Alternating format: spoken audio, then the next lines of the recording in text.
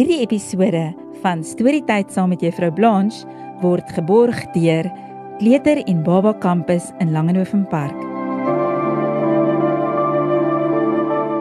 Hallo, dis tyd vir nog 'n episode van Storytyd saam met Juffrou Blanche. Vandag se boek se naam is Lank gelede en die storie in hierdie boek se naam is Die Kraaienest Fietjie wat geskryf is deur Sema Baker. Tara borsel haar hare terwyl sy hardop wonder. Hoekom koek my hare? Ek kan leef daarsonder. Elke aand teen slaaptyd borsel ek elke koek, maar wanneer ek opstaan, is my gladde hare soek. Haar mamma antwoord, sodra kindertjies gaap, kom die kraaienest fietjie kuier as hulle slaap. Tara voel eers benoud, maar dan kry sy 'n idee.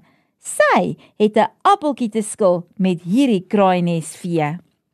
Naand kraaienest fietjie, Tara sien die fietjie se towerstaf en maak seker sy bly ver van dit af. My ma het my hare geborsel 2 keer.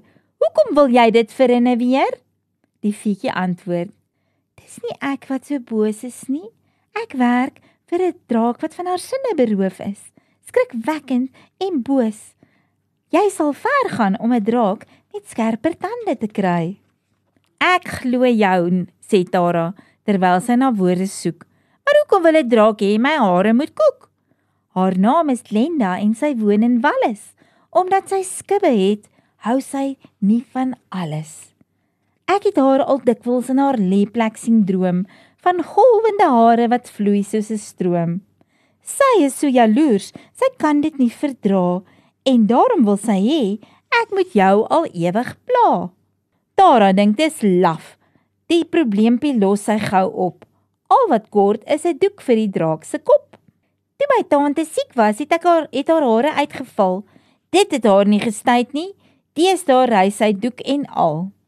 Dis nou bak, sê die vee. Laat ek dadelik beginne. Ek dink ek sal 'n serp maak van jou ma se linne. Die volgende dag stoom Tara, sy is vol besware. Ten spyte van haar hulp is daar steeds koeke in haar hare. Tara wag weer. Wat sal die fietjie hierdie keer sê, as Tara vra waarom haar hare windskeef lê? Ai tog, sê die fietjie, dis nie ek nie. Ek werk vir 'n slegte vroutjie wat van haar sinne beroof is. Haar tande is so lelik, die troeteldiere skrik, en as 'n prins verbykom, stel sy vir hom 'n strik. Sy woon in Skotland en haar naam is McGall. Haar hare staan letterlik die wêreld vol. Sy knip dit, sy was dit, sy plak elke haar, maar nie eers 'n towerwoordjie laat dit bedaar. Sy is so jaloers, sy kan dit nie verdra, en daarom wil sy hê dat ek jou al ewig moet pla. Tara se plan is so eenvoudig soos dit. Sy moet bloot 'n hoed opsit. As ouma gaan loop, waai haar hare woes, maar as sy haar hoed dra, word niks deur mekaar nie. Dis nou bak, sê die vee, ek spring dadelik weg. 'n Swart puntehoed is waarskynlik net reg. Die volgende dag wil Tara teen die hemele gil. Haar hare is alweer met koeke gevul. Die veetjie sê, dis nie ek nie. Daar is nie enige iemand wat so broos is en van hulle sinne beroof is. Ek woon in Engeland en ek is Millie gedoop, sê die veetjie. Ek doen elke dag toerkunsies en gee vir kinders hoop. Die blomme se reuk, die reënboog wat blink, is alles deur veetjies soos ek uitgedink. Ek glo jou, sê Tara, terwyl sy na woorde soek. Maar hoekom wil 'n veetjie hê my hare moet koek? Ons werk heeldag hard, sug arme Millie. Daar kom dae wat ek regtig nie wil nie.